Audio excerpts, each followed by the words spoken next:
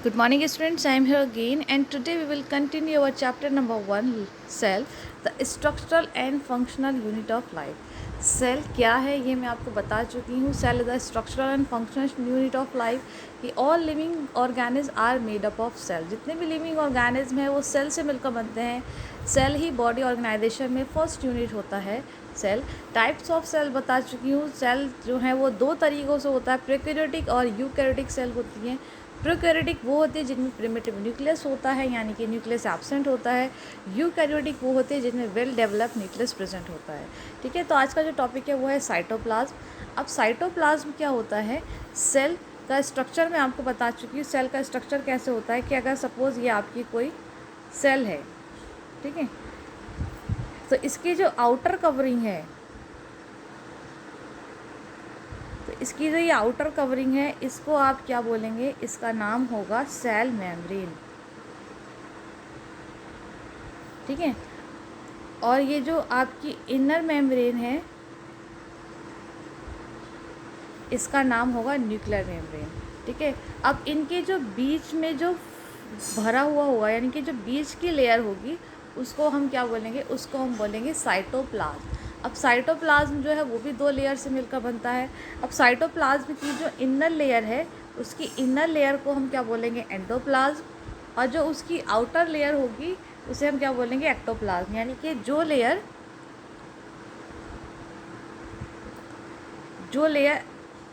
Outer होगी, यानी कि जो से सेल मेम्ब्रेन्स के पास होगी, उसको हम बोलेंगे एक्टोप्लाज्म. और जो मेम्ब्रेन साइटोप्लाज्म की अंदर साइड होगी उसको हम क्या बोलेंगे? एंडोप्लाज्म. ठीक है, तो साइटोप्लाज्म क्या होता है? साइटोप्लाज्म सेल का एक वो पार्ट होता है जो सेल मेम्ब्रेन और न्यूक्लियर मेम्ब्रेन के बीच में प्रेजेंट होता है. अब ये जो है ये दो तरीक़ों से होता है. साइटोप्लाज्म जो कंसिस्ट होता है स्ट्रक्चर में दो तरीक़ों से होता है. साइटोसोल की तरह से और सेल ऑर्गेनल्स की वजह से. साइटोसोल क्या होता है? यानी कि एक मैट्रिक्स फ्लूइड भरा हुआ होता है. जैसे कि आपकी सेल है,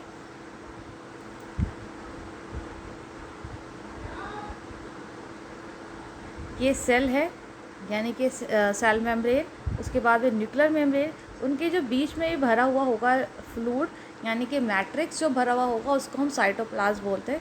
साइटोप्लाज्म जो है दो तरीक़ों से कंसिस्ट होता है स्ट्रक्चर के अंदर. एक तो फ्लूइड की तरह, यानी कि मैट्रिक्स की तरह. तो it is the soluble part, यानी कि सॉल्यूबल होता है साइटोप्लाज्म के अंदर. तो आपको जो जो पॉइंट्स अंडरलाइन मिलेंगे पेंसिल से वही आपको अपनी कॉपी में नोट डाउन करने हैं. The soluble part of the cytoplasm between the cell organelles consist water. 90% of water होता है and high protein of molecular weight होता है. भाई इतना आपको लिखना है कि इससे में कि जो साइटोप्लाज्म है वो एक ऐसा मैट्रिक्स होता है जो न्यूक्लियर मेम्ब्रेन और सेल मेम्ब्रेन के बीच में प्रेजेंट होता है. तो साइटोप्लाज्म जो है वो दो तरीक़ों से प्रेजेंट हो सकता है. एक तो हो सकता है मैट्रिक्स की फॉर्म में, यानी कि लिक्विड की फॉर्म में प्रेजेंट हो सकता है इस तरह से. तो साइटोप्लाज्म हो गया. दूसरा जो है सेल ऑर्गेनल्स की फॉर्म में प्रेजेंट हो सकता है. तो सेल ऑर्गेनल्स जो है most and important part of the cell body. तो सेल ऑर्गेनल्स क्या होता है ये देखते हैं.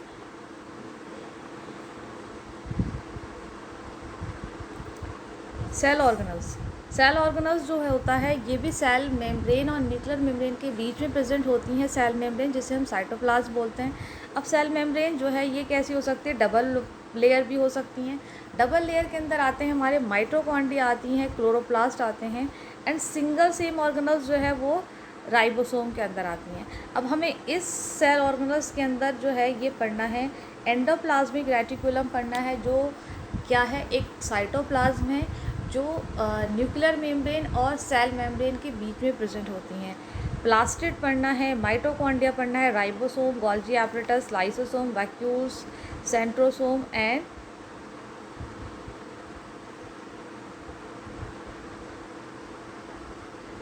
पेरियोक्सोम. ठीक है, तो ये सारे जो ऑर्गेनल्स हैं इनको हम स्टेप बाय स्टेप पढ़ेंगे. ये सारे ऑर्गेनल्स क्या है? बीच में प्रेजेंट होते हैं सेल मेम्ब्रेन और न्यूक्लियर मेम्ब्रेन के बीच में. ठीक है, तो आपको इसमें क्या लिखना है कि the cell membrane has bound structure called cell organelles. ये सेल मेम्ब्रेन जो है एक बाउंड स्ट्रक्चर की फॉर्म में सेल ऑर्गेनल जिसे हम कहते हैं प्रेजेंट होते हैं. Some of these organelles bound bilayer, double layer हो सकते हैं कुछ, जैसे माइटोकॉन्ड्रिया, क्लोरोप्लास्ट. और some of organelles are not bounded any membrane. और कुछ जो है वो किसी भी मेम्ब्रेन से बाउंडेड नहीं होते, जैसे कि उसका एग्जाम्पल है राइबोसोम।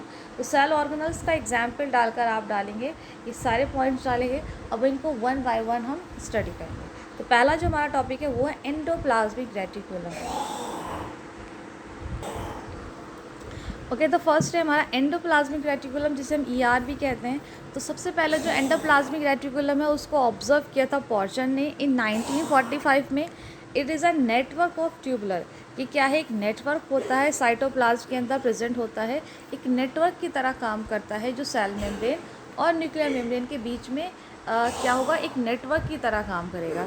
और इसको जो है वो ऑब्जर्व किया था पॉर्शन ने इन 1945 में।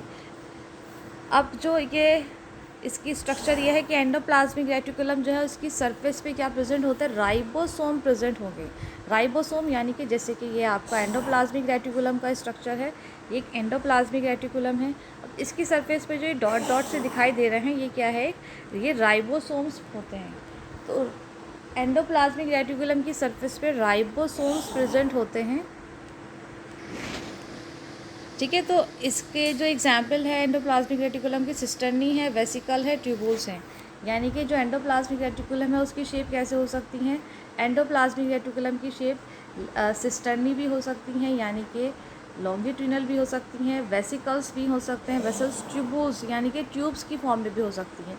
अब इनकी सरफेस पे क्या प्रेजेंट होते हैं, इनकी सरफेस पे राइबोसोम्स प्रेजेंट होते हैं एंडोप्लाज्मिक रेटिकुलम की सरफेस पे। अब सिस्टर्नी, वेसिकल्स और ट्यूबुल्स क्या है ये देखते हैं। सिस्टर्नी जो होता है it is a long flat होते हैं, यानी कि लंबे से फ्लैट से अनब्रांचेड होते हैं, यानी कि एक दूसरे से जॉइंट नहीं होते, पैरेलल होते हैं, रो फॉर्म में होते हैं एंडोप्लाज्मिक रेटिकुलम। तो एंडोप्लाज्मिक रेटिकुलम जो है वो 3 तरीके से हो सकते हैं, सिस्टर्नी हो सकते हैं, ट्यूबुल्स होते हैं, वेसिकल्स हो सकते हैं। सिस्टर्नी जो है वो लॉन्ग इस तरह से लंबे से दिखाई दे सकते हैं, और अनब्रांचेस हो सकते हैं, और पैरेलल फॉर्म हो सकते हैं, यानी कि एक के बाद एक प्रेजेंट हो सकते हैं। और इनकी सरफेस पे क्या होता है, राइबोसोम प्रेजेंट होते हैं। ट्यूबुल्स जो हैं वो इरेगुलर हो सकते हैं, ब्रांचेस भी हो सकते हैं, ट्यूब लाइक स्ट्रक्चर हो सकते हैं, कनेक्टेड हो सकते हैं सिस्टर्नी से। And vesicles are known as the tubules. अब ट्यूबुल्स जो है वो कैसे हैं, ट्यूबुल्स का शेप कैसा है हमारा, इस तरह से है, ब्रांचेस में प्रेजेंट है। ये ट्यूबुल्स जो हैं ये ब्रांचेस हैं, और ये कैसे हैं, एक दूसरे से कनेक्ट हो सकते हैं। अब जो थर्ड वाला है वेसिकल्स, वेसिकल्स जो है वो हमारे राउंड यानी कि ओवल शेप में है। तो वेसिकल्स जो है ये हमारे ये कैसे हैं, ओवल है।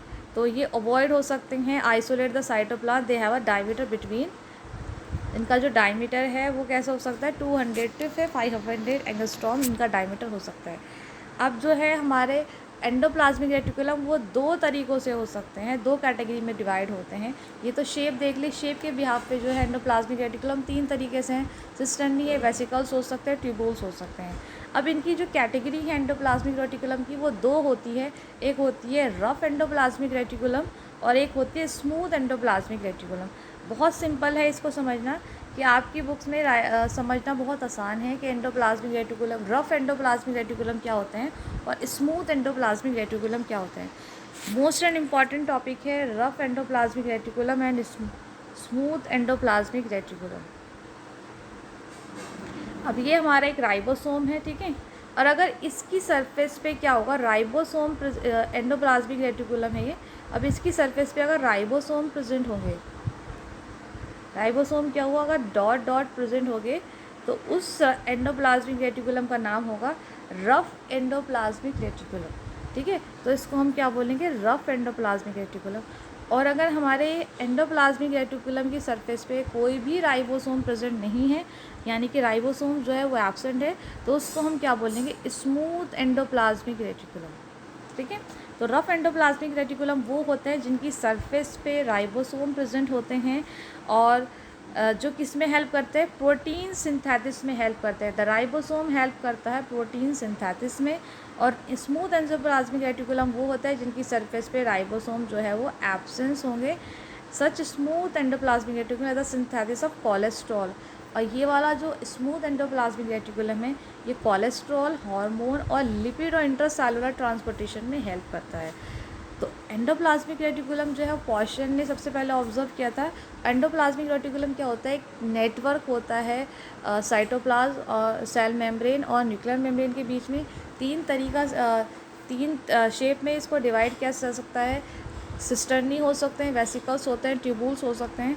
एंडोप्लाज्मिक रेटिकुलम जो है वो कैटेगरी में 2 टाइप्स ऑफ से डिवाइड किया गया है। पहला है रफ एंडोप्लाज्मिक रेटिकुलम, दूसरा है स्मूथ। रफ वो होते हैं जिनकी सरफेस पे राइबोसोम प्रेजेंट होते हैं जो प्रोटीन सिंथेसिस में हेल्प कराते हैं। स्मूथ वो होते हैं जिनकी सरफेस पे राइबोसोम जो है वो एब्सेंट होते हैं और जो कोलेस्ट्रॉल, हार्मोन, लिपिड और इंट्रासेलुलर ट्रांसपोर्टेशन में हेल्प करते हैं, जैसे कि इस स्ट्रक्चर में दिखाया गया है। ये एक एंडोप्लाज्मिक रेटिकुलम का स्ट्रक्चर है पूरा, ठीक है। अब इसके जिस एरिया पर क्या हुआ है, डॉट डॉट प्रेजेंट है, तो ये वाला कैसा एंडोप्लाज्मिक रेटिकुलम है, रफ एंडोप्लाज्मिक रेटिकुलम है। लेकिन इसके इधर एरिया पर क्या है, यहाँ पे कोई भी डॉट प्रेजेंट नहीं है, तो इनको हम क्या बोलेंगे, स्मूथ एंडोप्लाज्मिक रेटिकुलम। यानी कि जिन सर्फेसिस पे राइबोसोम प्रेजेंट होंगे वो हमारे रफ एंडोप्लाज्मिक रेटिकुलम, और जिसकी सर्फेस पे स्मूथ मतलब राइबोसोम एब्सेंट होंगे वो स्मूथ एंडोप्लाज्मिक रेटिकुलम होंगे। अब इनका केमिकल कंपोजिशन कितना होता है, तो केमिकल कंपोजिशन जो है वो प्रोटीन रेंज का 50 to 70 हो सकता है, और यानी कि लिपिड्स जो हैं वो 30 to 50% होंगे, प्रोटीन जो है वो 50 से 70% होंगे, फॉस्फोलिपिड जो है 70% होगा, 70%। यानी कि जो एंडोप्लाज्मिक रेटिकुलम है उसमें 50% लिपिड प्रेजेंट हो सकती है, प्रोटीन जो है 50 से 70% हो सकती है। ये आपको कॉपी में लिखना है, केमिकल कंपोजिशन ऑफ ER डाल के, ये पेंसिल से जो लिखा है ये सारा आपको अपनी कॉपी के अंदर लिखना है। केमिकल कंपोजिशन, लिपिड जो है 30 to 50% है, प्रोटीन जो है 50 to 70% है, फॉस्फोलिपिड जो है वो 70% प्रेजेंट होता है। अब इनका काम क्या होता है, फंक्शन देखते हैं। फंक्शन जो है ये एक सपोर्टिंग फ्रेमवर्क प्रोवाइड कराता है सेल को, कि सेल जो है वो उसको एक स्केलेटन मिल रहा है इसकी वजह से, और एक सपोर्टिंग फ्रेमवर्क जो है वो प्रोवाइड करा रहा है एंडोप्लाज्मिक रेटिकुलम। एंडोप्लाज्मिक रेटिकुलम जो है वो फॉर्मेशन कर रहा है न्यूक्लियर मेम्ब्रेन को सेल डिवीज़न के बीच में।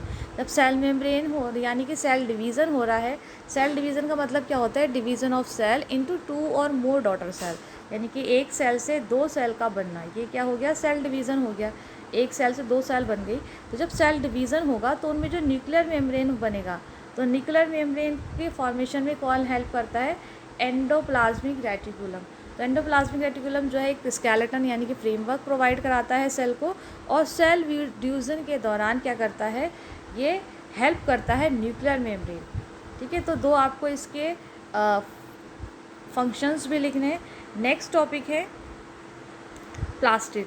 प्लास्टिड क्या होता है, जिसे शिम्पन ने अप्लाई किया था, सबसे पहले इस टर्म को शिम्पन ने देखा था। इसे हम क्या बोल सकते हैं, जो प्लास्टिड होते हैं, प्लास्टिड जो है वो 3 तरीक़ों से हो सकते हैं, क्लोरोप्लास्ट, क्रोमोप्लास्ट एंड ल्यूकोप्लास्ट। वो देखेंगे नेक्स्ट वीडियो में। Till then revise it, we will meet in next video.